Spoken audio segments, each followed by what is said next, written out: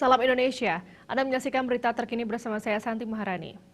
Setelah mendapatkan sambutan hangat di Prancis dan Jerman, Menteri Luar Negeri Amerika Serikat Antony Blinken melanjutkan tur benua Eropanya. Kali ini Blinken tiba di ibu kota Italia, Roma, untuk bertemu dengan para pejabat tinggi Italia dan juga Paus Fransiskus. Perjalanan multinegara Menteri Luar Negeri AS Antony Blinken ke Eropa membawanya ke Italia. Agenda lautan Blinken kali ini adalah untuk mengadakan pertemuan dengan para pemimpin Italia, Paus Fransiskus, para pemimpin kelompok 20, dan para pejabat tingkat menteri.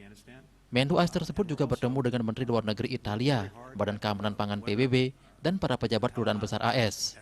Blinken juga mengadakan pertemuan dengan Menteri Luar Negeri Israel, Yair Lapid di Roma. Blinken dan Menteri Luar Negeri Italia, Luigi Di Maio, dijadwalkan memimpin pertemuan koalisi global untuk mengalahkan ISIS di Roma. Di saat yang sama, Blinken juga bertemu dengan Perdana Menteri Mario Draghi dan Presiden Sergio Mattarella untuk membahas perang saudara Suriah dan kebutuhan kemanusiaan di negara tersebut.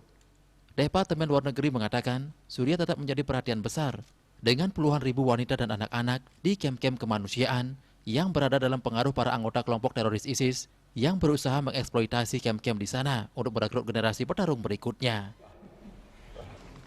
I will share with you and share with your team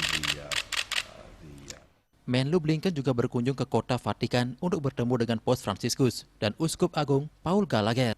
Di antara topik yang dibicarakan dengan Vatikan adalah perubahan iklim, perdagangan manusia, dan penghapusan utang untuk negara-negara miskin. Untuk mencegah penyebaran COVID-19 hingga pesan ibu, selalu terapkan 3M, wajib memakai masker, wajib mencuci tangan, dan wajib menjaga jarak serta menghindari kerumunan. Dengan penerapan perilaku 3M, Indonesia segera terbebas virus corona menuju Indonesia maju. Tetaplah bersama Bali TV. Salam Indonesia.